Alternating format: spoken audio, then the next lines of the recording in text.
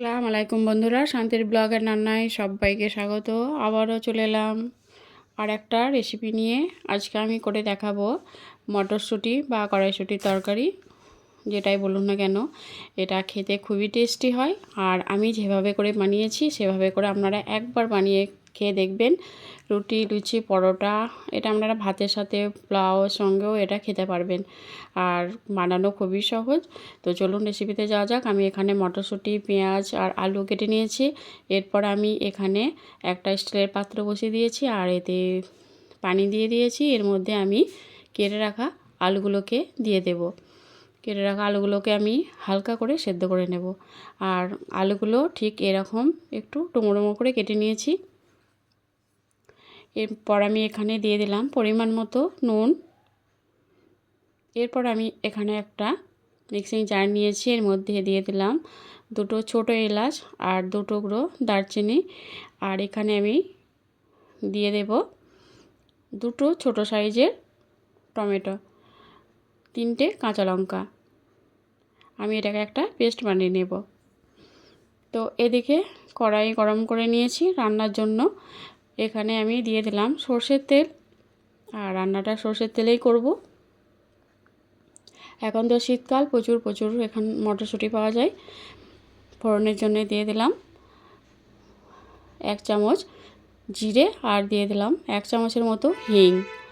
হিংটা দিয়ে আমি এরপর এখানে দিয়ে দিলাম একটা বড় সাইজের কোচানো পেঁয়াজ।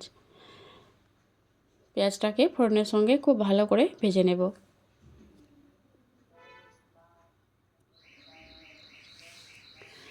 মটরশুঁটি 12 মাসই পাওয়া যায়, তবে শীতকালে প্রচুর পাওয়া যায়, আর দামটাও ঠিক কমের মধ্যেই থাকে।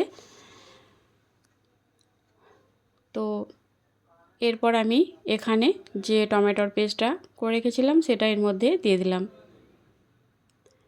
পেঁয়াজটা একটু ভাজা ভাজা হয়ে গেছে। এরপর টমেটো পেস্টটা দিয়ে আমি আবারও খুব ভালো করে কষিয়ে নেব।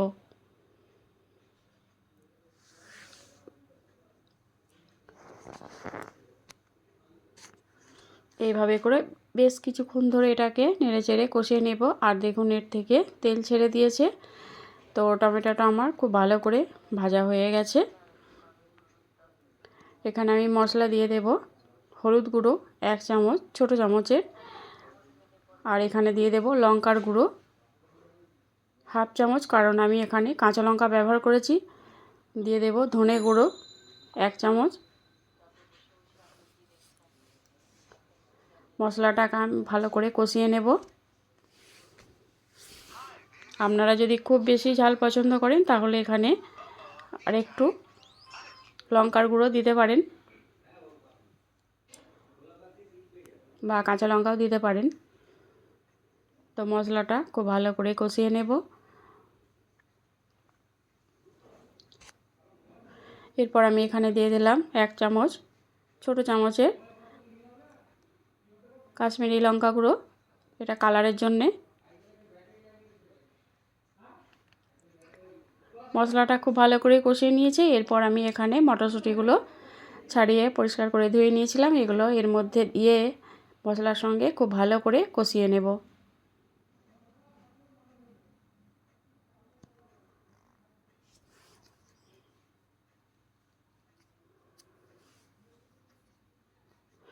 এটাকে বেশ কিছুক্ষণ ধরে আমি এটা কষিয়ে নেব। এখানে আমি দিয়ে দিলাম আদা রসুনের পেস্ট 1 চামচ।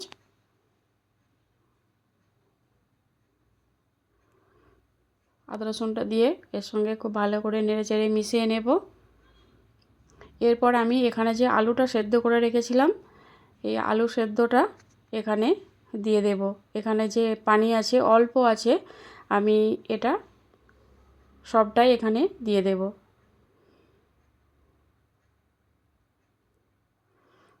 এরপর এর সঙ্গে খুব ভালো করে এভাবে নেড়েচেড়ে মিশিয়ে নেব।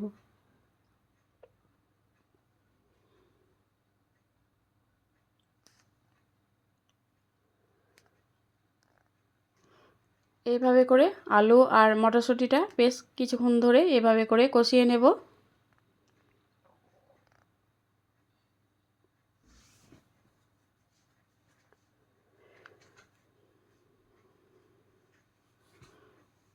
আলু তো প্রায় সেদ্ধ হয়েই গেছে, কারণ হালকা আমি সেদ্ধ করে নিয়েছিলাম। আর দেখুন এটা অনেকটাই কষানো হয়ে গেছে। এতে যে পানিটা ছিল সেটা অনেকটাই শুকিয়ে গেছে।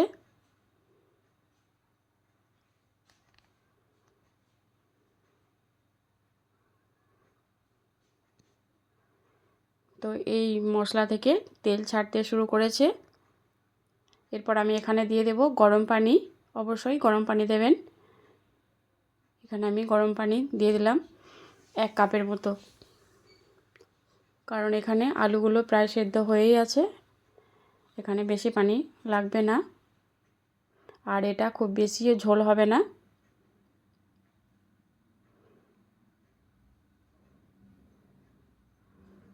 তো এখানে আমি আর পানি দেব না। এরপর আমি এটাকে ঢাকনা দিয়ে একটু রান্না করে নেব। তো নুনটা চেক করে আমি একটু নুন দিয়ে দিলাম। দিয়ে দিলাম চিনি, ছোটো চামচের 1/2 চামচ। যদি কেউ পছন্দ করেন তাহলে দিতে পারেন, না হলে এটা বাদ দিতে পারেন। তো দেখুন এটা আমার হয়ে গেছে প্রায়। ঝোলটা অনেকটাই মাখো মাখো হয়ে গেছে, আর এর থেকে আমি ঝোলটা আর বেশি রাখবো না। এরপর আমি সবশেষে এখানে ছড়িয়ে দিলাম কোচানো ধনেপাতা।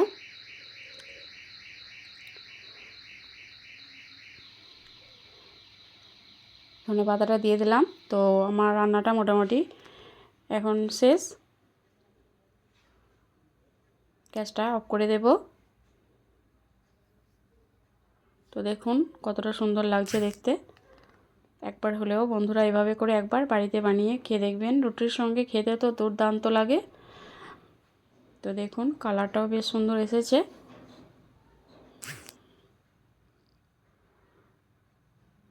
বন্ধুরা যদি রেসিপিটা ভালো লেগে থাকে অবশ্যই লাইক কমেন্ট শেয়ার করবেন, আর সাবস্ক্রাইব করে আমার পাশেই থাকবেন। আর নতুন বন্ধুদের জানাই অসংখ্য ধন্যবাদ। পুরনো বন্ধুদের জন্য অনেক অনেক ভালোবাসা, কারণ সবার জন্যেই অনেক ভালোবাসা রইল। ভালো থাকবেন, সুস্থ থাকবেন।